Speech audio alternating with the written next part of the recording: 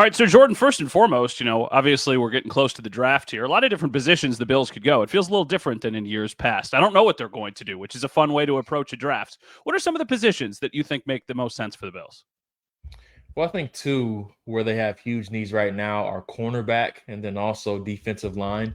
They just don't have a lot of depth at either position right now. So the great thing for them is that there's a lot of depth in this year's class. And the great thing about picking at 30 overall is that you really can sit back and allow the draft board to really fall to you, which is something that I think they're going to do just because with it being a loaded defensive line class and then also a really good second tier of the cornerback class, I think that's going to allow them to let the board fall to them.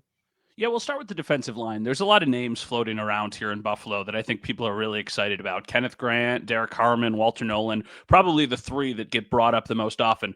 What should Bills fans know about kind of those big three defensive tackles that could potentially be available when they are drafting later in the first round? Well, all three are really different types, and I'll just start with Harmon.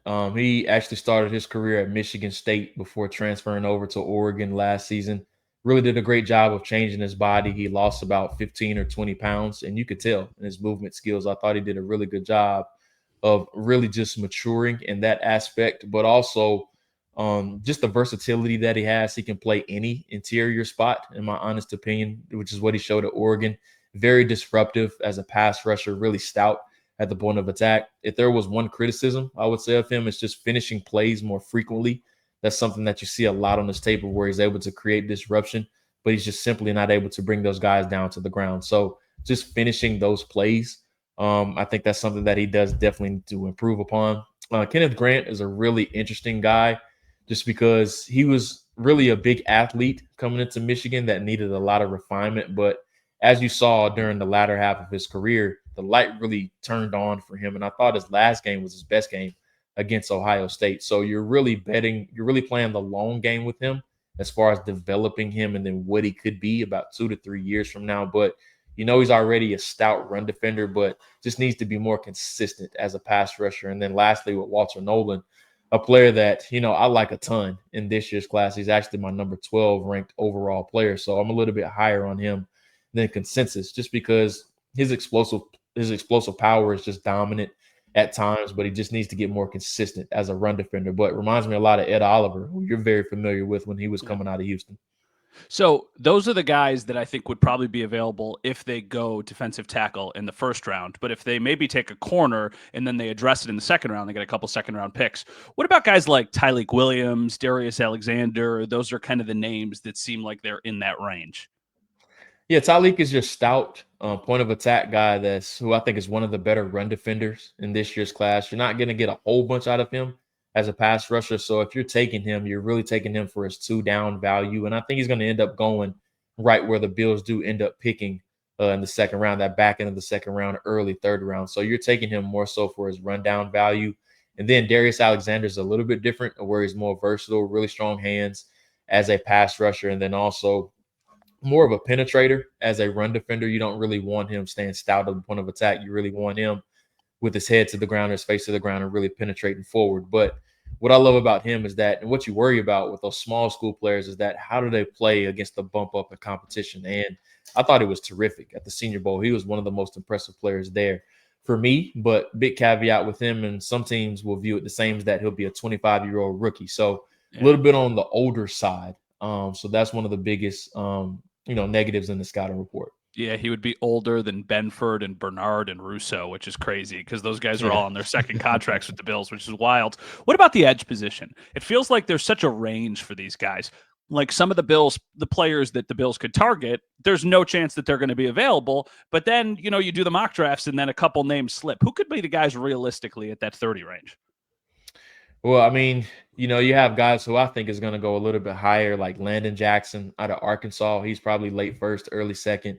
One guy I think they're going to like quite a bit is Donovan Ezaraku out of Boston College, who had that breakout senior season where he had 16 and a half sacks. He's one I definitely think they could target the back end of the first round. So Ezaraku, Landon Jackson is one. And if he does fall, I don't think he's going to fall that far, but Shamar Stewart out of Texas A&M is another that I think they could take a liking to as well. You believe in Shamar Stewart? Is such a fascinating prospect. Yeah, I mean, I do.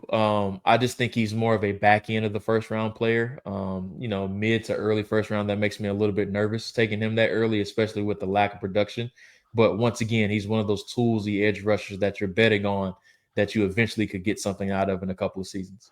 What do you think about the cornerback class, specifically guys that would fit well in Buffalo? I know Max Harrison's name gets thrown around a lot. Trey Amos's name gets thrown around a ton. Like the later first round picks or the guys who could slip into day two. Trey Amos, man, like I think he's going to be so high on the Bills board just because, based on the corners that they have liked in years past, he's everything that they have liked taken a liking to anyway, just because he has the size at 6'1, 195 to 200 pounds. He has the ball skills. He can play press. He can play zone. Then he just creates turnovers. So that's something that you love to see. And he just seems like a Sean McDermott Bills type of pick. Now, I don't know if he's going to be there. That's a tricky thing about his evaluation. The feedback about him is kind of mixed as far as where he's going to go.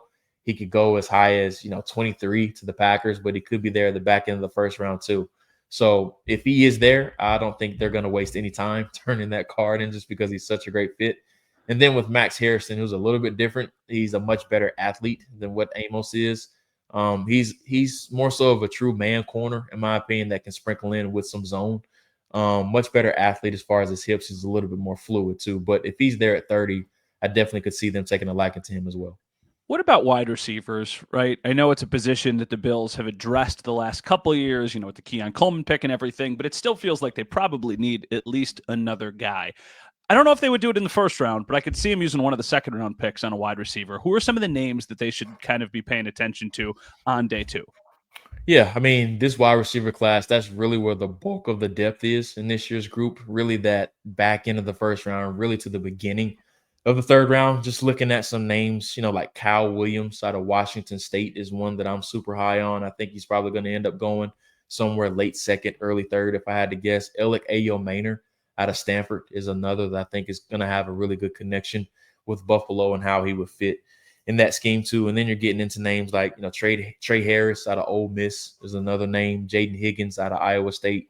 Jalen Noel is another name out of Iowa State as well. So a lot of depth in the second and third rounds in this year's class. What do you think of the guys from TCU, Besh and Williams? What do you think of those two?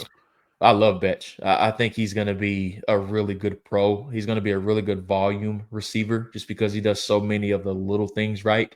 I think he could go as high as the second round. It wouldn't be surprising if he does end up going early to mid third, though.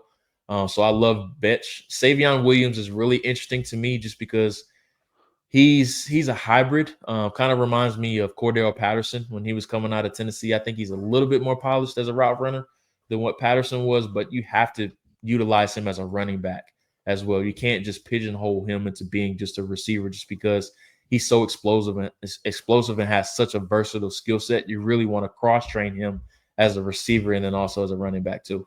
Last one for me. Who is the perfect fit for the Bills? Of any of the guys we've talked about, or maybe a player that we didn't mention? If they're picking at 30, who would be the guy you would think they should take? So two guys in every mock draft that I do of the Bills that I'm going to constantly mock them to is Trey Amos, we already talked about, but the other is TJ Sanders out of South Carolina. He's another that I think they're going to be very high on. A little bit undersized, but really disruptive, really stout at the point of attack as a run defender. That true penetrator, that guy that can be a wrecking ball that gets up the field really quickly too, which is something that I think they really need in Buffalo. Awesome. Jordan, thank you so much for the time and enjoy the chaos of the next week and a half. I'm sure it's going to be crazy for you. Absolutely. Thanks so much.